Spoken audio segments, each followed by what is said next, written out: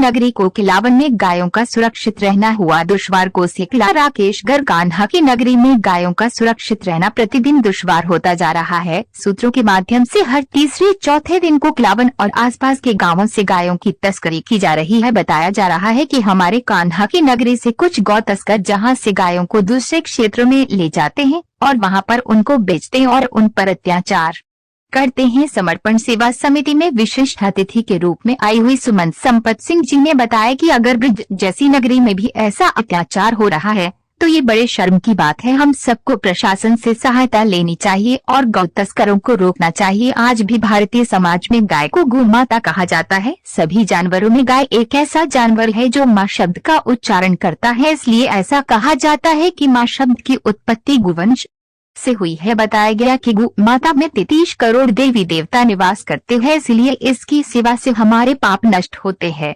गौ माता जिस जगह खड़ी होकर चैन की सांस लेती है वह वास्तु दोष समाप्त हो जाता है और गौ माता को चारा खिलाने से 33 करोड़ देवी देवताओं का भोग लग जाता है। हमें रोज 1 रोटी और 1 रुपया जहां हमारी गायों को रखा जाता है वहां हमें जरूर देना चाहिए।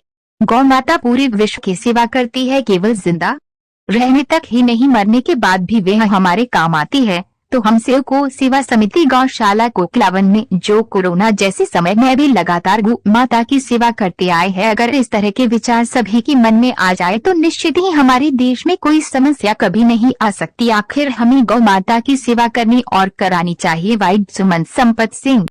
तो मैम, मैं आपसे जानकारी लेना चाह रहा हूँ, ये जो हमारे जो देश में जो गौ से प्रति जो भी हत्याएं हो रही हैं, इनके विषय में आप क्या कहना चाहेंगे?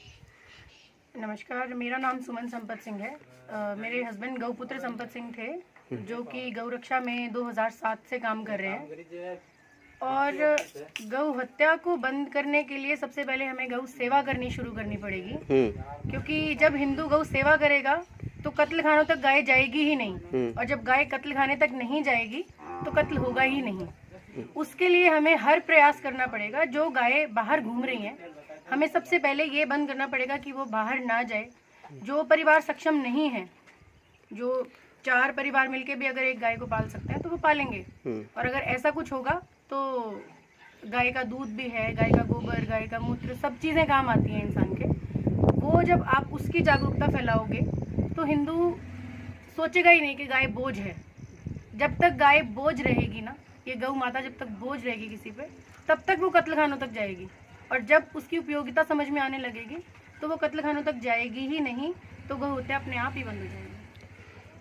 मैम, देखा जा रहा है कि आजकल काफ़ी सारी गायों को यूँ ही ट्रकों में भर के लिए जाया जाता है और उनको एक बहुत ही बुरी तरह से उनको हत्या की जाती है। क्या आप इस विषय पर कुछ प्रभाव डालना चाहेंगी? इस विषय में मैं यही कहना चाहूँगी कि क्योंकि गायों की दुर्दशा है अभी फ़िलहाल ना हमारे देश में। गाय को माता कहते हैं लेकिन उनको सड़कों पे छोड़ दिया जाता है। वो सड़कों पे पॉलीथीन भी खा रही हैं। अगर देखा जाए तो हत्या तो उनकी हिंदू भी कर रहा है। मुसलमान तो लेके जा ही रहा है, वो काट रहा है, लेकिन हत्या हिंदू भी कर रहा है, क्योंकि वो बाहर छोड़ देता है। जितना दूध चाहिए दूध लिया, उसके बाद उसको बाहर निकाल दिया।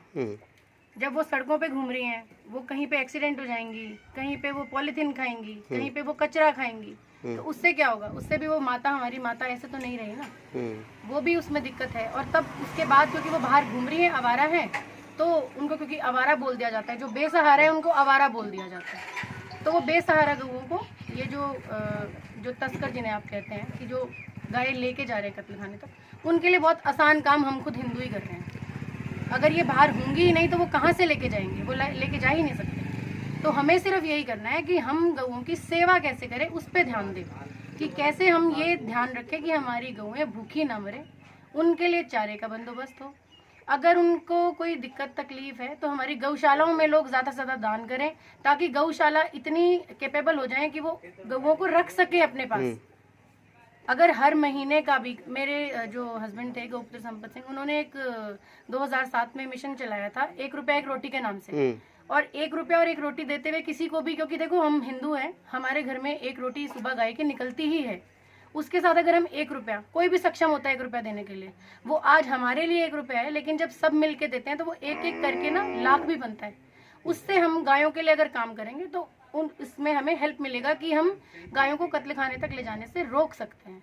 ये अगर हम करेंगे तो ये हमारे लिए बहुत अच्छा है।